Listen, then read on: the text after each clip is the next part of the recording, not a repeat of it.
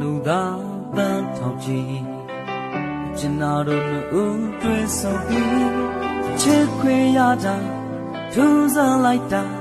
တကယ်ဆိုတော့ဖူးစားယုံနိုင်အောင်တွေ့မြင်မိပါတယ်သိလာတဲ့အိမ်မက်တစ်ခုလိုပဲဒီနေ့တစ်နေ့ပုံတန်ဖိုးထားလို့တော့ဘယ်ခါမှမဝေးချင်မင်းနာမှာသူဆိုထားရ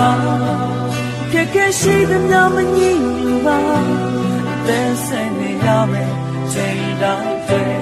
ရှိတဲ့သစ္စာပြေယူမယ်မင်းနာမှာသူထောင်ရ